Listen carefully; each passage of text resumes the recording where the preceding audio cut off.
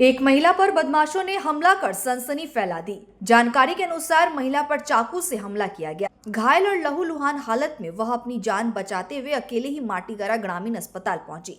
स्थानीय सूत्रों के मुताबिक उसी समय रास्ते से गुजर रहे एक युवक ने महिला की मदद की और उन्हें अस्पताल तक पहुंचाया।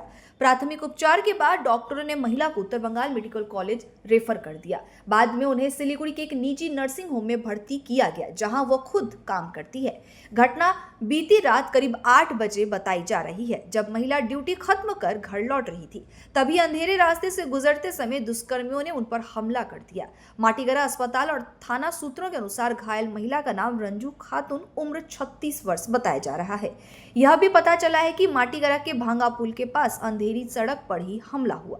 हालांकि अभी तक माटीगरा थाने में कोई लिखित शिकायत दर्ज नहीं की गई है। घटना की खबर फैलते ही रामकृष्ण नगर इलाके में अफरा तफरी मच गई और बड़ी संख्या में लोग सड़क पर जमा हो गए। स्थानीय लोगों का कहना है कि हाल ही के दिनों में माटीगरा में ऐसी घटना नहीं हुई, लेकिन बदमाशों का डर बढ़ता जा रहा है, जैसे लोग आतंकित है। कुछ प्रत्यक्षदर्शियों के अनुसार 2 युवक मोटर बाइक पर सवार होकर आए और महिला पर हमला कर फरार हो गए। फिलहाल पुलिस पूरे मामले की जांच में जुटी हुई है और हमले के पीछे की वजह तलाश रही है।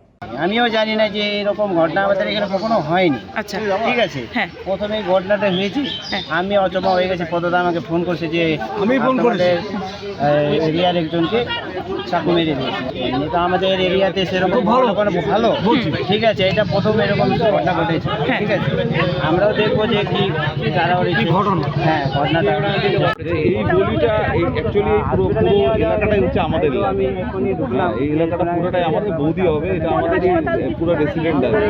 বাড়ি এখানে, তারপরে বাড়ি আমাদের। এই গলিটা পার্সোনাল রোডই, এটা এই রোডটা দিয়ে প্রচুর লোকজনের ইদানিংকালে সন্ধ্যাবেলায় আড্ডা হয়। বহুবার তাড়ানোর চেষ্টা করছে। আমি এখানে সিগারেট খাওয়া হয়, কখনো খাওয়া হয়, কিন্তু আমি দেখলেও ছেলেমেয়েরও আড্ডা হয়। আচ্ছা, বারবার আমি এটাকে যতবার আমি এখান থেকে গেছি, রেগুলার যাতায়াতও করি এই রাস্তা দিয়ে আমরা, যেহেতু এই দিকে আমাকে যেতেও হয়। এইখানে কিছু ছেলে মেয়ে, বাইরের ছেলে মেয়েও মাঝখানে আমি 2-3বার ধরেছিলাম, একদম ধরে নিয়ে ওদেরকে তাড়িয়েছি, কিন্তু ওদের অ্যাড্রেস বাইরেরই বলছে।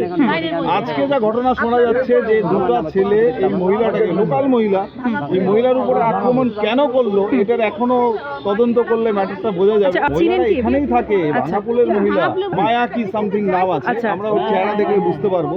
কিন্তু যেটা শোনা যাচ্ছে যে 2জন বাইক নিয়ে এসে তার উপরে আক্রমণটা করে, গলাতে মারে। যে মহিলা সম্পর্কে বলছে সেখানে শোনাচ্ছেন থাকার কথা না, সাধারণ বাড়ি বাড়ি কাজ করে খায়, আমার মনে হয় না সেই ধরনের আছে। উদ্দেশ্যটা কি? মাটিগারা এই ধরনের ঘটনা এরকম একটা এলাকায়, রেসিডেন্সিয়াল এলাকায় কেন ঘটছে, পুলিশের তদন্ত অবশ্যই করবেন, তদন্ত করা দরকার। আমরা ভীষণই চিন্তিত। এই ভাঙাপুল এলাকায় এখনো প্রশাসনের লোক আমি দেখতে পাচ্ছি না। জাস্ট প্রশাসনের উপরে আস্থা আছে, পুলিশের উপরে আমাদের আস্থা আছে। পুলিশ কাজ করে না তা না, কাজ করে। আমি কয়েকজন বাজে ছেলে পেলেকে ধরার সঙ্গে সঙ্গে পুলিশ সঙ্গে ইনসিডেন্ট নিয়েছে। পুলিশ কাজ করছে, পুলিশকে বললে হবে না। ওনারা হয়তো পুরো তদন্তটা এখন করবে। আমরাও থানাকে জানাবো, পঞ্চায়েতও আমাদের সঙ্গে আছে, আমরাও লোকাল হিসেবে আমরা জানাবো। আমি তো ঘটনার সময় ছিলাম না, তো জাস্ট এখনো আসলাম। এসে দেখি যে ভিড়ভাড় আছে। তো সিসিটিভি ফুটেজে কিছু দেখলাম যে একজন মহিলা যাচ্ছিলেন, পিছনে একজন ছেলে তো গলায় চাকু মেরে ফেলে দিলেন।